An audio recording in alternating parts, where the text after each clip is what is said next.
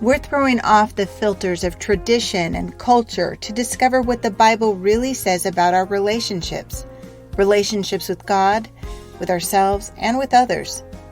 Welcome to this episode of Relationship Truth Unfiltered. Thank you for joining us today on Relationship Truth Unfiltered, where we want to encourage real personal growth in your relationship with yourself, with God, and with others. I'm Julie Sedenko here with relationship expert Leslie Vernick. Today we're going to bring a little freedom to our Christian sisters with a pretty big statement. You don't have to. Leslie, explain what we mean by that. All through my years of growing up and doing my personal work and then professionally, I have been stuck in a lie. And I have found the majority of women that I've worked with have also been stuck in the same lie. And that is, I have to. I don't have a choice. So, for example, I have to cook dinner for my kids. I have to do their homework with them. I have to go to work part-time. I have to stay married to this destructive person. I have to go to church every week. I have to do the laundry. I have to get up to go to work in the morning. Whatever it is, there's this resignation to life that is choiceless. I don't have a choice. I just have to do it. And I am going to push back on that idea today and say, no, you don't. You don't have to. Okay, but you do have to in certain ways. I mean, you have to get it.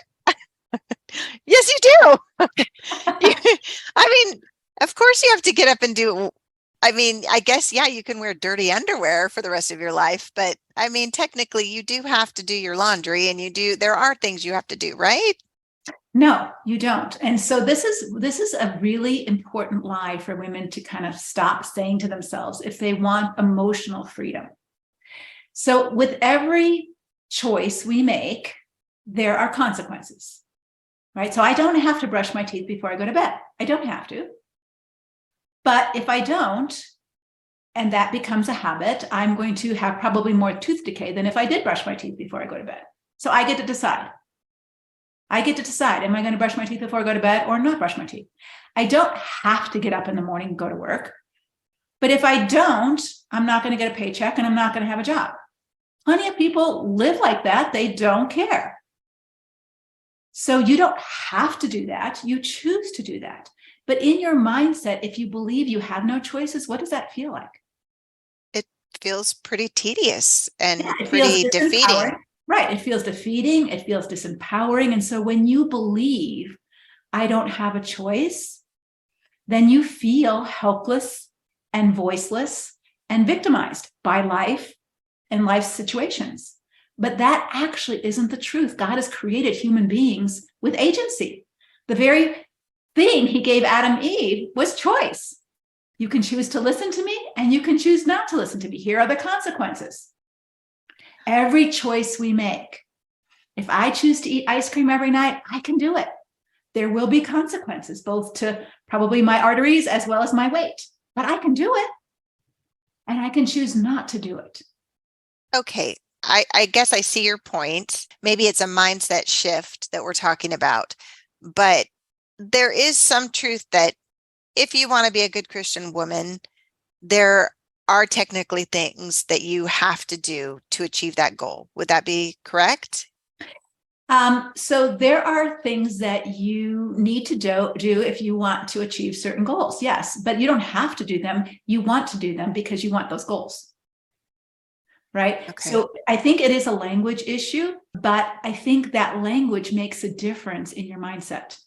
So let me give you a story that really made this point clear. I was working with a woman who was separated from her husband. Actually, she was getting a divorce from her destructive husband. And we were working together because she was in a place of bitterness and resentment. Because I have to get up and go to work every day. I have to take care of the kids all by myself. I have to do their homework. I have to be the sole provider of my family. I have to be the responsible one. It's not fair. And she was caught in this I have to mindset. And I said, actually, you don't have to. And she looked at me like I had lost my mind. She said, like you are. And kind of how I'm looking at you. Yeah. Yes, exactly. And she said, what do you mean? And I said, actually, If you don't want to do any of those things, you could put your kids in foster care. You could not work and be homeless or find a new boyfriend. You have options here. I could never do that. Why couldn't you? Because I don't want to. I love my children. Right? And so when you realize this is hard work, yes, and sometimes I don't feel like getting up in the morning, that's true. But I am going to get up in the morning because I want to get a paycheck and I want to support my children because I don't want to put them in foster care. And I want them to do their homework so that they get a future with the college education or whatever. And so I am going to do these things, not because I necessarily feel like they're fun or enjoy doing them, but because I see the value of them and the results that I want from them. But that's a whole different mindset for her in the morning is I get to do this versus I have to do this. It's interesting because now that I think about it, I was having a conversation with my daughter recently, and she was telling me about one of her best friends who is really upset. They're both seniors this year, and her friend wants to go to a certain college, and her parents have said, this is the college we're paying for. And so she feels like I have to go to this other school because that's the one my parents are paying for. And I was telling my daughter, she doesn't have to. She's 18. She can go whatever school she wants, but that's her parents' choice is saying this is the one we'll pay for, but she could take out loans and do whatever she wants. I guess she could. But if she sees it that way, imagine the freedom she has. Like, wow, okay, I choose the benefits of paying for my college over taking on debt. And that's my choice versus, I have no choice and they're making me go to the school. Imagine the internal angst that goes on when you believe you're forced to do something you don't want to do. Her parents have boundaries and this is what we'll pay for and this is what we won't pay for. You decide. And then she decides. And there's a very different internal freedom that comes with knowing you decided versus you have your arm twisted behind your back and you don't have a choice. And I think this is so, so important because God has created people, humans with agency. Jesus gave Judas a choice. Judas, this is what you're about to do. Do you want to do this? Judas decided, yes, I'm going to go do this. When the rich young ruler came to Jesus and said, what do I need to do to have eternal life? Jesus told him, sell all your possessions and come and follow me. He goes, I don't want to do that. And Jesus said, okay. And he let him go. And it says in Luke, he looked at him and loved him and let him go. You see, God has created us with agency and freedom to make choices. If we are biblically oriented people, we read the consequences of bad choices. Proverbs talks about it. At the end of your life, you will groan because you made a lot of stupid choices. And this is the consequence. You're dying of lung cancer. You're lost your family. Your kids won't talk to you because you made choices all along not to discipline yourself, not to learn what you needed to learn from your mistakes. But these are your choices to make. It seems, especially in Christianity, that there is this sense of not having choices. It's like you go down to the altar, you kneel, you accept Christ, and you stand up, and there's like this contract there for you. You have all these rules and do's and don'ts. Why do you think Christians feel that way? Do you feel like maybe they have a sense of safety in their rules or their have-tos? And if I check certain boxes, then I'm a good Christian? Why is that? I do think that we believe that if we do it the right way, we're guaranteed a certain outcome. So here's an example. I remember working with a woman who was furious with God because she checked all the boxes of finding the right husband. She stayed a virgin till she got married. She went to a Christian college. She married a missionary major who was going to be a missionary to Africa or wherever. And, so all the boxes, her parents approved, his parents approved. They had this beautiful wedding. They didn't have sex till they got married. They didn't even kiss much before they ever consummated their marriage. I mean, all the things that we were told that you need to do to have a successful marriage. And her husband turned out to be a serial rapist and was in prison for 25 years. And she was like, wow. Oh my gosh, I didn't sign up for this. And she's right. She didn't sign up for this. And it was awful, awful. But I think we believe sort of like, and I don't know if anybody will remember this, people my age will, but when I was a kid, We had S&H green stamps, and you would get stamps when you were going to the grocery store. And then if you filled the stamp book, you could cash it in for a prize. And we sort of believe that with God, that if I put my stamp here and don't have sex before I get married, and I put my stamp here and read my Bible every day, and if I put my I do all the things that you tell me I have to do, God, how dare you not give me what I want? Yeah. Especially if what I want is your will, like a good husband, a baby, a financially secure life, good health. How dare you not give me that? And so I think it's really a very tricky thing that God owes me if I check the boxes. And so there's this comfort and security. And if something goes wrong in my life, like Job checked all his boxes. He did everything right. At least he thought he did. And all of his friends said, well, you must have not checked one of those boxes, Job, because look what happened to you. God's mad at you and he's punishing you. And that isn't true. Jesus tells us very clearly, who sinned? The man who was born blind, who sinned? The man or his parents? Neither. This is done for God's glory. Or when the Tower of Siloam fell on all these people, whose fault was it? It wasn't. It just happened. And so I think we like the rules because we think we can have control if we follow the rules. Yes, control. Absolutely. There are rules in life. I'm not saying there aren't rules. Like I can choose to speed, but there is a rule. The speed limit is 30. And if I'm driving 40 or 50 in a 30-mile-an-hour speed zone, I could get a ticket. So I'm free to drive as fast and as reckless as I want to, but there are consequences of my choices, good choices as well as bad choices. And they're not guaranteed. Like I could drive 50 miles an hour through a school zone and not get caught and not suffer any consequences. And I can live very carefully and still get cancer. Right. So there's no guarantees that if we do it right, we're going to get all the great results. Or if we do it wrong, we're going to blow up our life immediately. But if we have a habit of making consistently good choices, it's definitely more likely that we will have good outcomes in our life. And if we consistently make bad choices, it's very likely that we will groan at the end of our life. And what we tend to do in that moment, people who lack self-reflection, is blame God. God, why did you let all this happen to me? It was our own choices. We lived as a fool.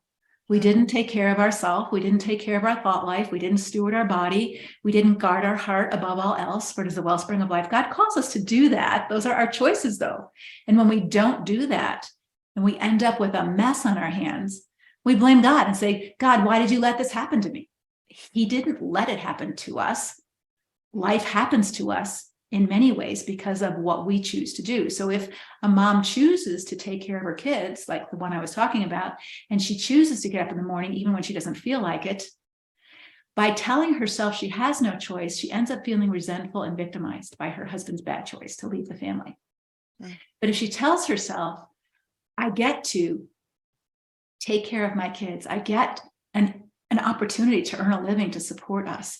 It may not always feel fun.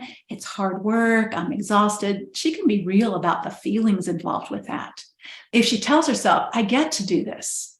I choose to do this. It's hard. Sometimes, many times, I don't feel like doing it.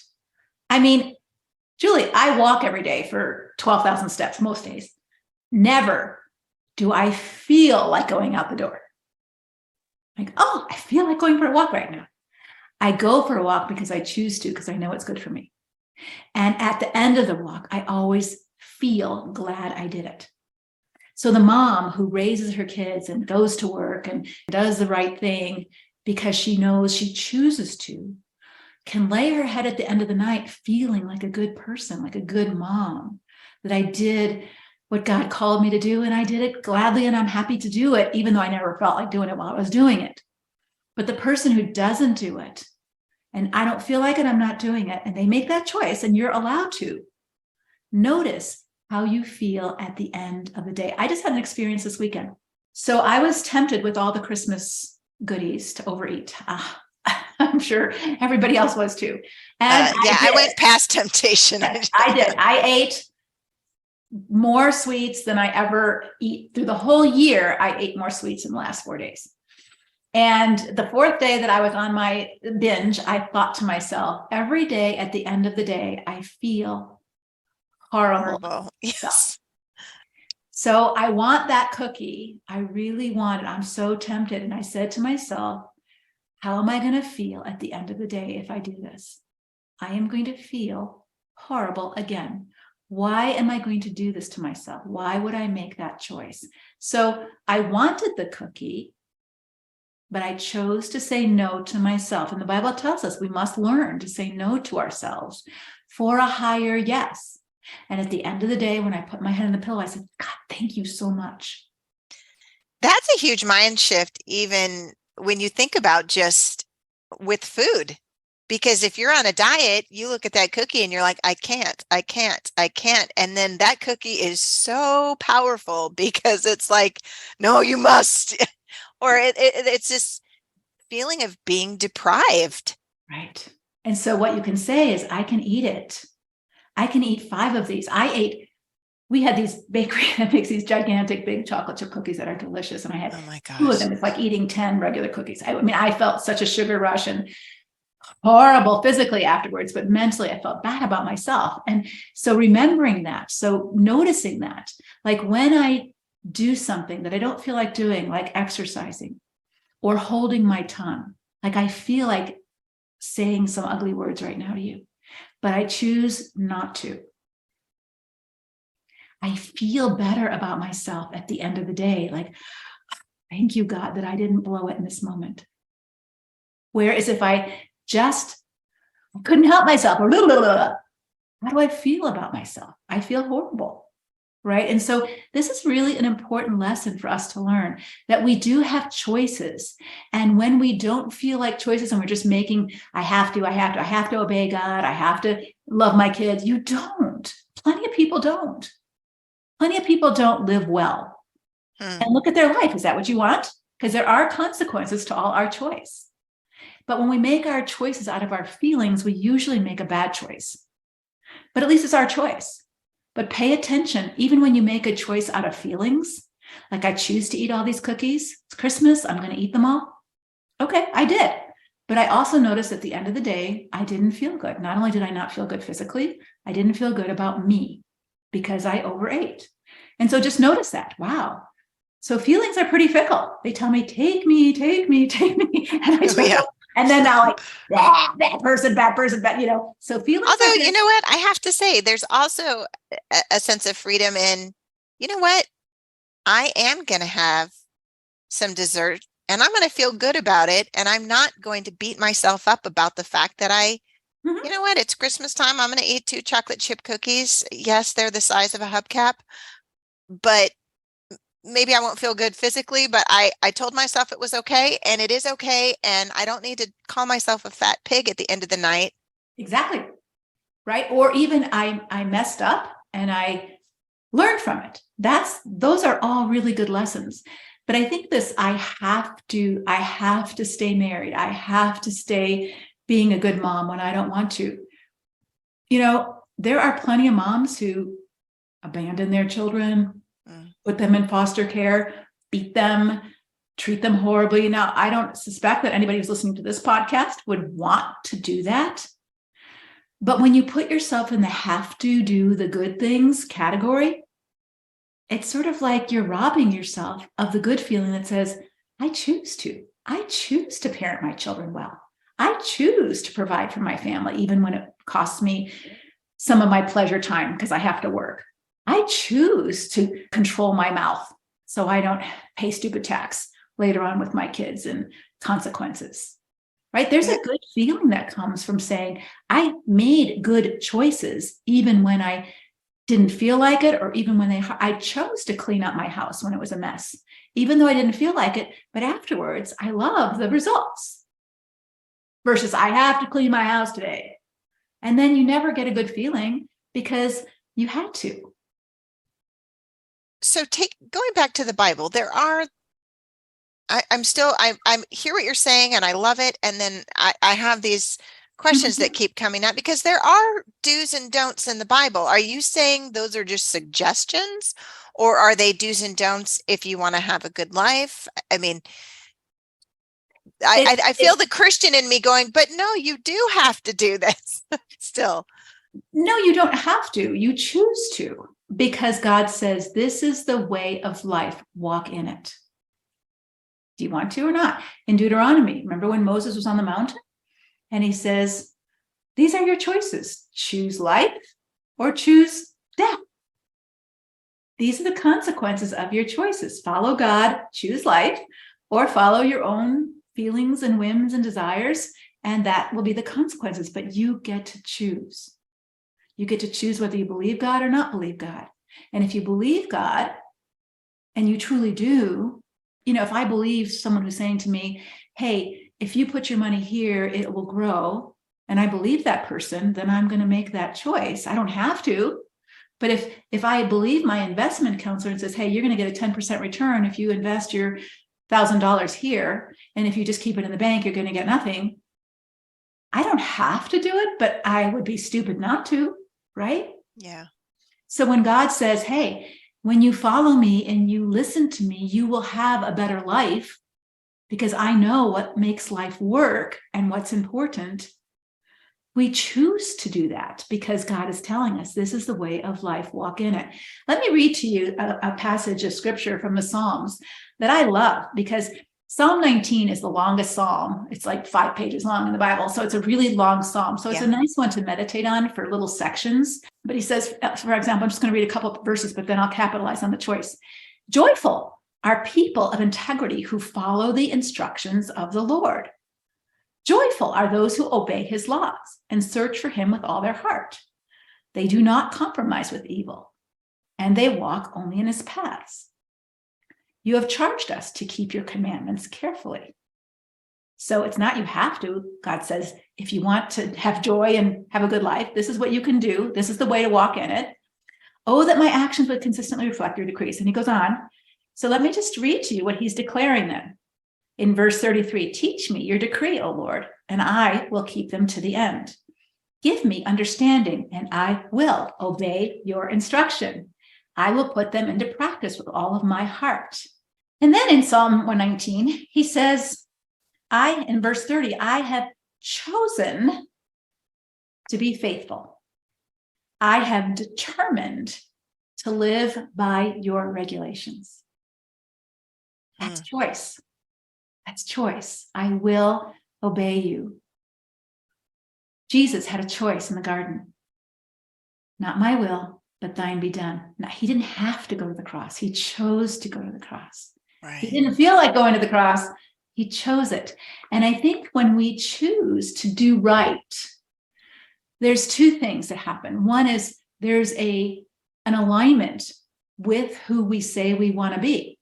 Right? We want to be a godly person. We want to follow God. We're saying that because people who don't want to follow God don't read their Bible and they don't do what God says to do. They have that choice. So it's not like once you become a Christian, your choice is voided.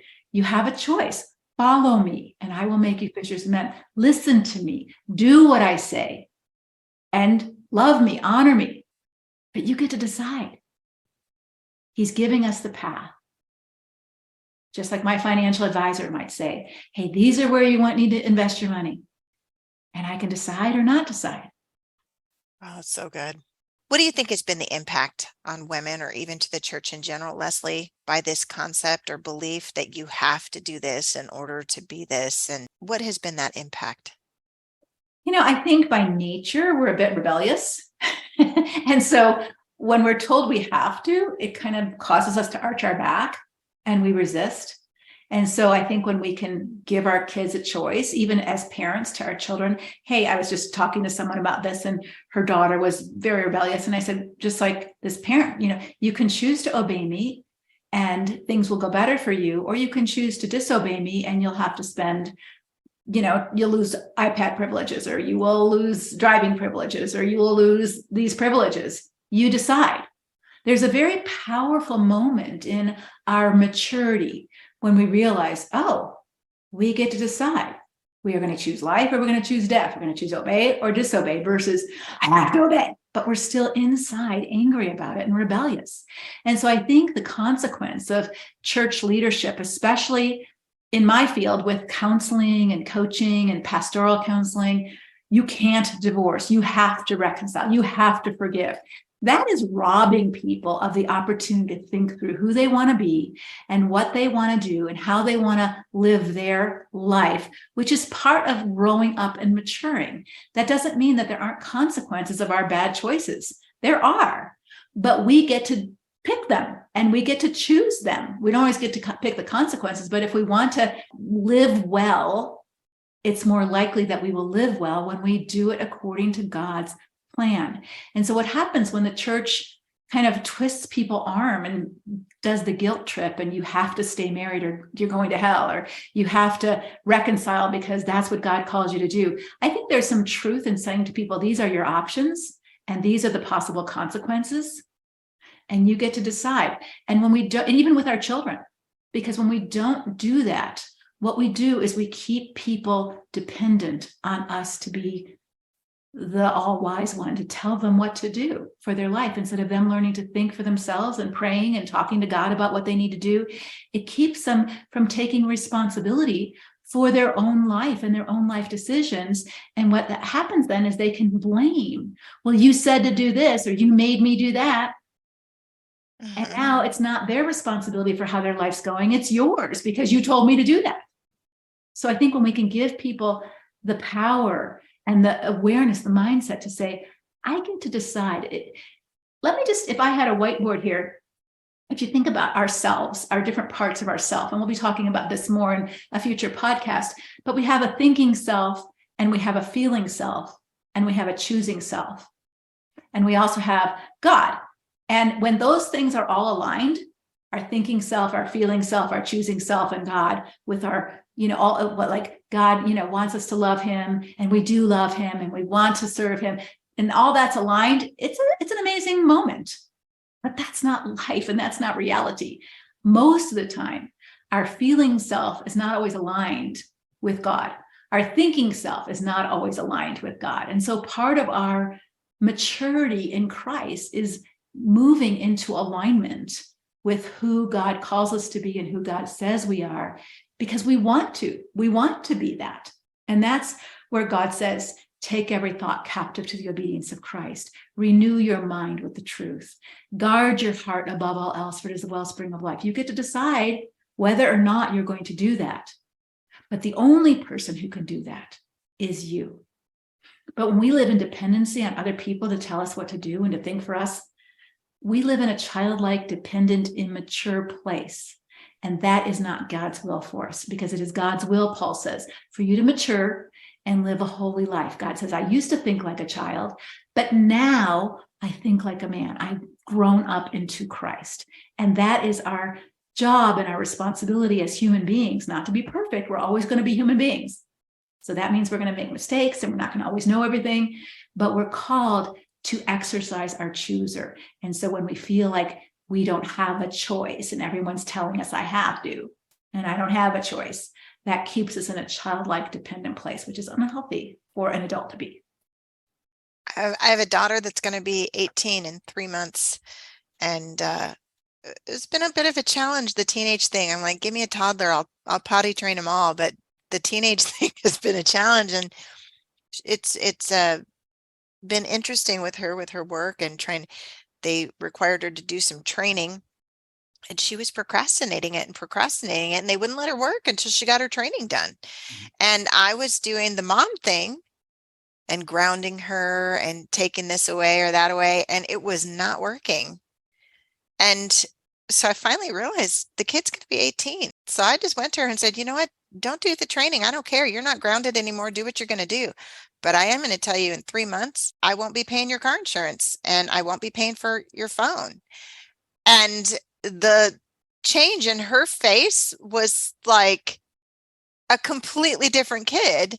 And I guess I just had to tell her, yeah, that's not how the world works. You don't get a free phone and a free car and free this and that, and you're not getting it here.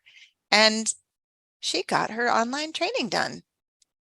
Amazing. So, and she chose to do that, right? She chose to. And so I guess I'm seeing it even in my own children, that it works. There is a difference in just that mindset. It was the same thing she had to do 5 minutes before, 5 minutes after, But choosing to do it versus having your mom shove it down your throat was a big deal for her. It is. And even a toddler, once they understand language, I mean, they want to make their own choices. I can do it myself. I can feed myself. I can dress myself. They want to make choices. And so within the age of responsibility and they're capable, I think giving them choices, even with a toddler who's throwing a fit. Hey, you can choose to throw a fit, but you have to do it in your room. When you're ready to stop, when you choose to stop, you may come out. Guess how long that fit's going to last? When you tell them you have to stop, they're going to just blow up. Oh, yeah. Because they are not going to be controlled. We are not wired that way. As soon as someone tries to control us, we arch our back. Or for many women, they deflate into a shell of who they were supposed to be.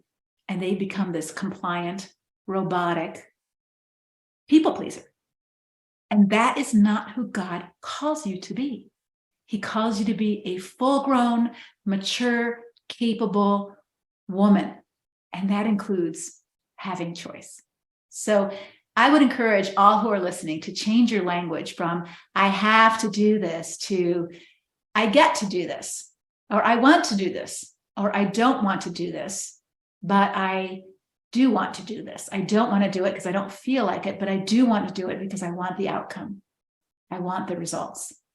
And when you start to talk to yourself this way, you will find yourself getting stronger and more capable and more confident to be all God calls you to be. Thank you, Leslie. I guess I get to go do my laundry now. Absolutely. You get to do that. Or not. Or not. There you go. But it's a very, very powerful mindset shift that I think will have a big impact for those of us who choose to take it to heart. So thank you. You're welcome. Well, that's all for this episode of Relationship Truth Unfiltered. Thank you so much for listening. Go to leslievernick.com for more resources. If this show was helpful, please subscribe and share, and we would love your honest rating and review. Until next time, may God bless your relationships with Him, with yourself, and with others.